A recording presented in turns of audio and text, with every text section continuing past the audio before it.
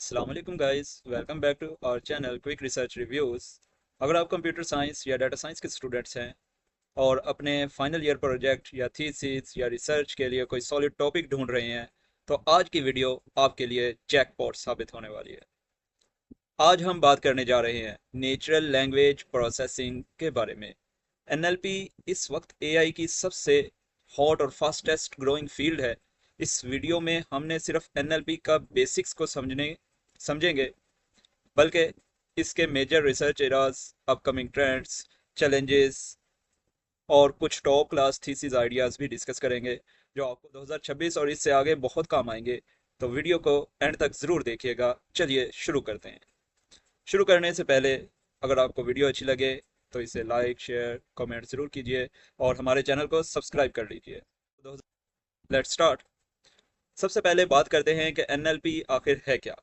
NLP यानी natural language processing AI की वो ब्रांच है जो मशीन्स को ह्यूमन लैंग्वेज समझने, जनरेट करने और उससे कन्वर्स करने के काबिल बनाती है। इसकी मदद से कंप्यूटर ना सिर्फ टेक्स्ट को रीड कर सकते हैं बल्कि 100 से ज़्यादा लैंग्वेजेस को ट्रांसलेट कर सकते हैं। डॉक्यूमेंट से सवालों का के जवाब ढूंढना और लोगों के सेंटिमेंट्स यानी उनकी ओपिनियन को स्केल पर एनालाइज करना, ये सब एनएलपी के साथ मुमकिन है। अब सवाल ये पैदा होता है कि एनएलपी रिसर्च इतनी इंपॉर्टेंट क्यों है। दोस्तों, जो आप डेली लाइफ में चैट जीपीटी, सिरी या गूगल सर्च यूज करते हैं, उन सब के पीछे एनएलपी ही काम कर रही है। ये अनस्ट्रक्चर्ड डाटा से इंसाइट्स निकालती है और ह्यूमन एआई कोलैबोरेशन को पॉसिबल बनाती है। इसके की एप्लीकेशंस में chatbots, translation systems, advance search engines, QA systems और स्पीच टू टेक्स्ट वगैरह शामिल हैं। चलिए अब थोड़ा डीप डाइव करते हैं और देखते हैं कि अगर आप इसमें रिसर्च करना चाहते हैं तो आपके पास क्या ऑप्शंस हैं। एनएलपी रिसर्च रोडमैप को हम 3 हिस्सों में बांट सकते हैं, जिनमें कोर एनएलपी, एडवांस्ड एनएलपी और स्पेशलाइज्ड एनएलपी मौजूद हैं। कोर एनएलपी ये इसकी बुनियाद है, जिसमें text classification, named entity recognition यानी टेक्स्ट में से नेम्स या प्लेसेस पहचानना, पीओएस टैगिंग और इंफॉर्मेशन एक्सट्रैक्शन आता है। जबकि एडवांस्ड एनएलपी, अगर आप बिल्कुल मॉडर्न टेक पर काम करना चाहते हैं तो यहाँ आते हैं लार्ज लैंग्वेज मॉडल्स जैसे जीपीटी और ललामा। इसके अलावा मल्टी मॉडल एआई जो टेक्स्ट और इमेज दोनों को समझे, कन्वर्सेशनल एआई एजेंट्स और रैग इस वक्त टॉप पर हैं। एडवांस्ड एनएलपी में ये सारे मॉडल्स टॉप पर चल रहे हैं। स्पेशलाइज्ड एनएलपी वो एरिया है जहां आप एनएलपी को किसी स्पेसिफिक डोमेन पर, किसी स्पेसिफिक फील्ड पर अप्लाई करते हैं, जैसे health care, clinical NLP, legal document analysis, financial text mining या एजुकेशनल ट्यूटर्स वगैरह। अब बात करते हैं उन टॉपिक्स की जो इस वक्त सबसे ज़्यादा हॉट हैं और जिन पर रिसर्च पेपर्स धड़ाधड़ पब्लिश हो सकते हैं। स्क्रीन पर आप देख सकते हैं एलएलएम्स, रैग और एजेंटिक एआई सिस्टम इस वक्त मार्केट को रूल कर रहे हैं। इसके साथ साथ एक बहुत इंपॉर्टेंट टॉपिक है हेल्यूसिनेशन डिटेक्शन, यानी एआई जो झूठ बोलता है या गलत इंफॉर्मेशन देता है उसको कैसे पकड़ा जाए। ये भी बहुत इंपॉर्टेंट चीज़ है। इसके अलावा लो रिसोर्स लैंग्वेज एआई, जैसे हमारी अपनी उर्दू, पश्तो या पंजाबी लैंग्वेजेस हैं, इन पर काम करने की बहुत गुंजाइश है। Domain specific LLMs, long context reasoning और रिस्पॉन्सिबल एआई पर अगर आप काम करेंगे तो आपका थीसिस बहुत जल्दी एक्सेप्ट हो सकता है और किसी ना किसी अच्छे जर्नल में पब्लिश भी हो सकता है। लेकिन दोस्तों, रिसर्च इतनी आसान भी नहीं होती। इस फील्ड में कुछ बड़े चैलेंजेस और लिमिटेशंस भी मौजूद हैं, और आसान लफ्जों में कहूँ तो यही चैलेंजेस आपके लिए अपॉर्चुनिटीज भी हैं। यानी अगर देखा जाए डाटा चैलेंजेस को इस फील्ड के अंदर, तो उर्दू या रीजनल लैंग्वेजेस के लिए स्कार्स यानी बहुत कम लेबल डाटा अवेलेबल है। बहुत कम मिलता है लेबल डाटा। डाटा को एनोटेट करने की कॉस्ट बहुत ज़्यादा होती है। मॉडल चैलेंजेस अगर देखें तो एलएलएम्स में हेल्यूसिनेशन और बाइसनेस तासुब एक बड़ा मसला है।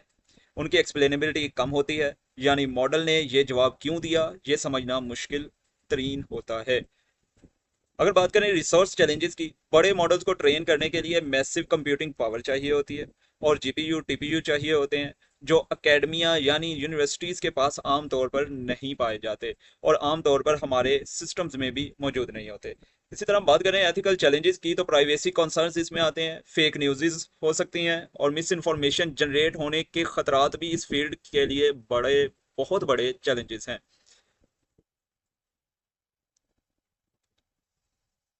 फाइनली ये हम जो देख रहे हैं एनएलपी वगैरह, इसमें सबसे इम्पोर्टेंट पार्ट आपके थीसिस या एफवाईपी के लिए, फाइनल ईयर प्रोजेक्ट के लिए, या कोई आप रिसर्च कर रहे हैं एनएलपी की डोमेन के अंदर, उसके आइडियाज़ देखते हैं। अगर आपको कोई टॉपिक समझ नहीं आ रहा तो इन कटिंग एज आइडियाज़ को नोट कर लें और अपने थीसिस एफवाईपी या रिसर्च में इम्प्लीमेंट करें।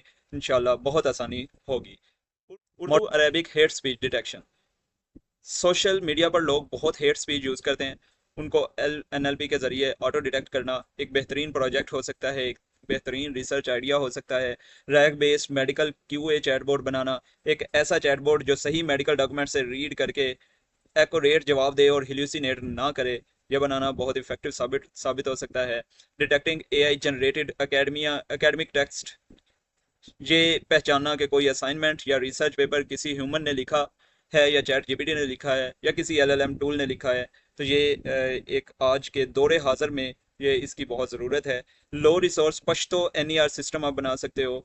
पश्तो लैंग्वेज के लिए नेम्ड एंटिटी रिकॉग्निशन सिस्टम बनाना, ताकि इस को समझने और अंडरस्टैंड करने में आसानी हो सके। एक्सप्लेनेबल फेक न्यूज़ क्लासिफिकेशन करना, सिर्फ ये ना बताना कि न्यूज़ फेक है या नहीं, बल्कि मॉडल का एक्सप्लेनेशन भी देना है कि ये क्यों फेक है। तो ये हमारे पास एनएलपी के कुछ बेहतरीन किस्म के आइडियाज़ थे। फ्यूचर हमेशा रिस्पॉन्सिबल, एक्सप्लेनेबल और ह्यूमन सेंटर्ड एआई का है, तो कोशिश करें आपका प्रोजेक्ट इसी के पास हो।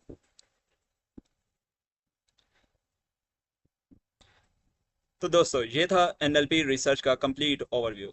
आई होप इस वीडियो से आपको अपने प्रोजेक्ट के लिए कोई ना कोई डायरेक्शन ज़रूर मिली होगी। इनमें से कौन सा टॉपिक आपको सबसे बेस्ट लगा, मुझे नीचे कमेंट सेक्शन में ज़रूर बताइएगा। अगर वीडियो पसंद आई हो तो इसको लाइक करें, अपने क्लासमेट्स के साथ शेयर करें और चैनल को सब्सक्राइब करना मत भूलिएगा, ताकि ऐसी मज़ीद इन्फॉर्मेटिव वीडियोस आप तक पहुंचती रहें। मिलते हैं नेक्स्ट वीडियो में, तब तक के लिए अल्लाह हाफिज़।